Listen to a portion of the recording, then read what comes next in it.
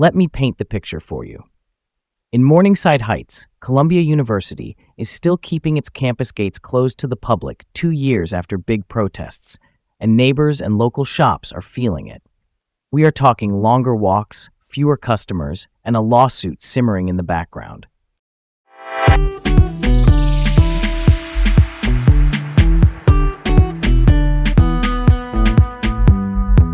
Hi, I'm Leah.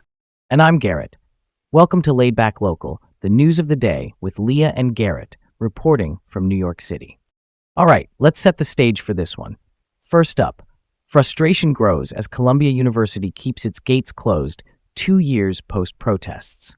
Columbia's main Morningside Heights campus sits between 114th and 120th Streets, Broadway and Amsterdam Avenue. Since the pro-Palestinian protests that surged after October 2023, the university has kept the gates shut to the general public. The school says this is about safety. Critics say the closure has gone on way too long and is straining Columbia's relationship with the surrounding community. Here's what that means on the ground. Residents who used to cut through College Walk, that pedestrian path running west to east between Broadway and Amsterdam, now have to go around the campus. Local businesses say foot traffic is down. The Morton Williams supermarket near campus reports a roughly 20% drop, which is a big hit. Columbia did create a program to let some neighbors apply for access, and nearly 1,000 community members got approved last year, but a lot of people still cannot get in. There is also a lawsuit that claims Columbia is violating an agreement with the city to keep College Walk accessible. For context, tension between Columbia and the neighborhood is not new. Think back to 1968, when protests exploded over a planned gym in Harlem. More recently, in 2024, the federal government withheld about $400 million in research funding, then later that summer reached a settlement with the university that brought more oversight. Oversight here just means closer monitoring and checks. Fast forward to today, the gates are still closed, frustration is building, and the debate is really about safety versus community access. That's a tough one. Honestly, a 20% hit to a neighborhood supermarket is not small change.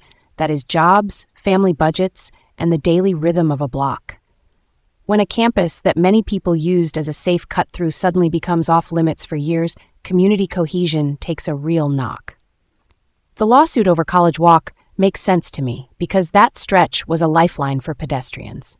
Why keep it sealed this long if there is a way to screen and safely reopen at least the main path, right? I hear you. The university is pointing to safety after the protests, and I get the instinct to be cautious. But 2 years is a long stretch, and when neighbors are applying for access like it is a members-only club, that feels off for a school that is woven into the neighborhood. That's something to chew on, huh?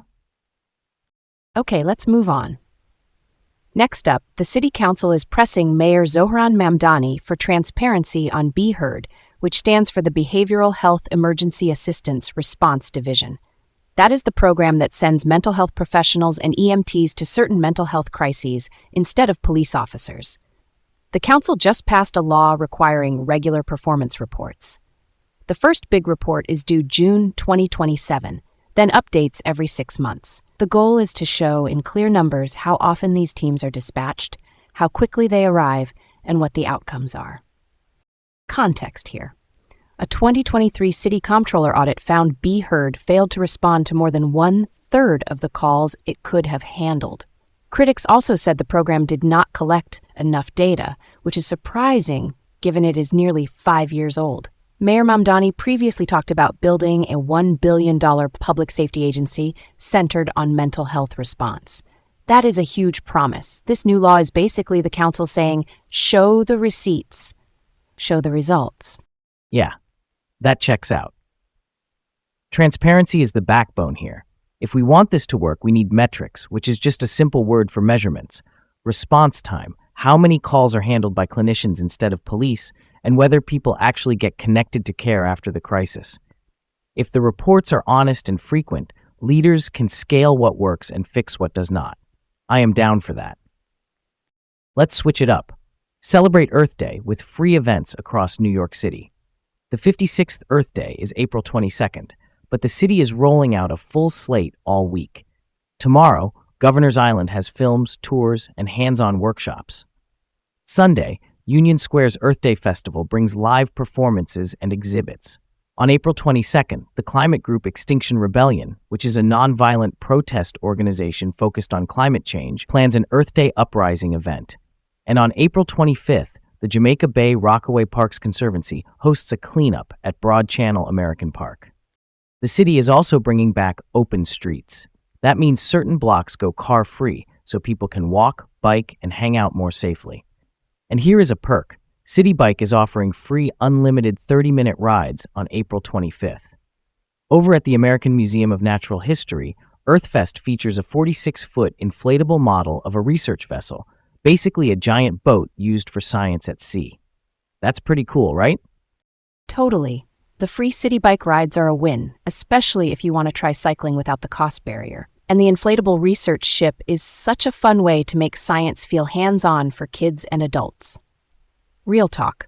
Community cleanups and workshops turn big concepts like climate change into local action you can feel. You pick up trash along the shoreline, you ride on a car-free block, you meet your neighbors. That's the heartbeat of it. All right, on to the next. Back to Columbia's gates. The tension is not just about convenience, it is about a long history between the university and the neighborhood. The school keeps citing safety after the protests that sprang up in 2023, and we know federal oversight tightened in 2024 after research funding was withheld and then restored with conditions.